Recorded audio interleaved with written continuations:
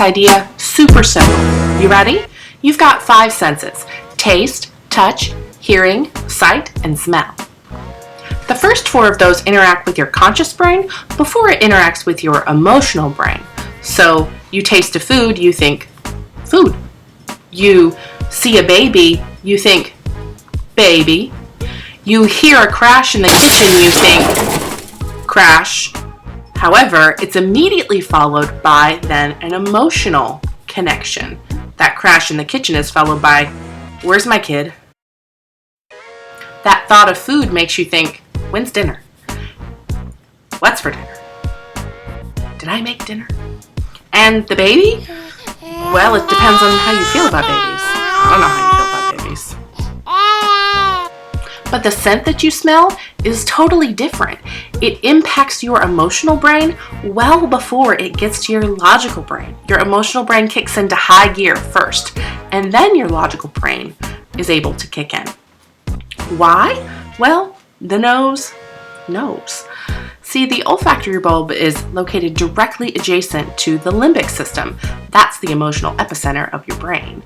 It's basically the permanent address of all the feels. And since you're a living, breathing human being, I've got news for you. All the feels live there, whether you like it or not. Whether you choose to send them Christmas cards or let them borrow your lawnmower or a cup of sugar, or whether you drive your car in the garage, shut the door, and hide. The feels are still there, surveilling your every move and pushing your buttons. The only way to grab the controls back is to get to know your neighbors.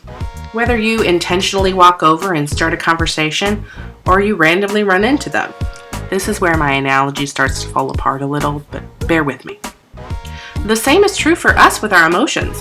Whether we intentionally open the door on our own terms, or find ourselves crash landing into a lifetime of varied emotions when we are least equipped to deal with it and when we least expect it. That sounds fun. Fear blindsides you. Stress overwhelms you. Rage takes over rationality. How do you deal with these big emotions in the heat of the moment? It may surprise you, but you probably already know the answer. You're smarter than you think. First, give yourself and others a little grace. Emotions in and of themselves are a completely natural part of our human experience. It's what we do with them that matters. The problem comes in when you act on big emotions in a way that's unhealthy. Take depression, for example. The emotional experience of extreme sadness isn't the problem, although it certainly feels like a problem when you're in it, and I am not diminishing anything about depression. Also, I'm not a doctor and I can't diagnose, treat, or cure anything. Obviously, it's awful and overwhelming. The trick, though, is what do you do with those big emotions? Do you isolate and not talk to anybody? Do you embrace help through community? Do you refuse to discuss it, or do you open up to a trusted friend or family member or professional? See, it's in the action you take. Your action serves to either reaffirm your emotional belief or to challenge it. So whatever side of the emotional experience you're on, whether it's your own emotions or the emotions of someone else that's impacting you, remember, give grace.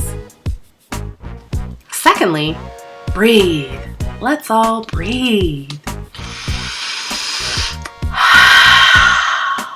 Do it with me.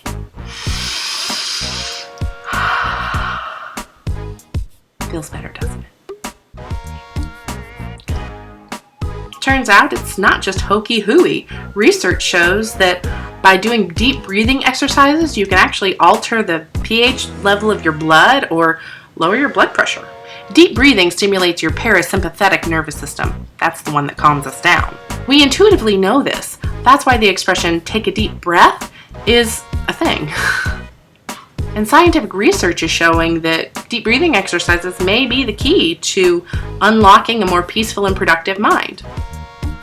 Plus, when you add in the concepts of aromatherapy, you've got even more reasons to take a deep breath.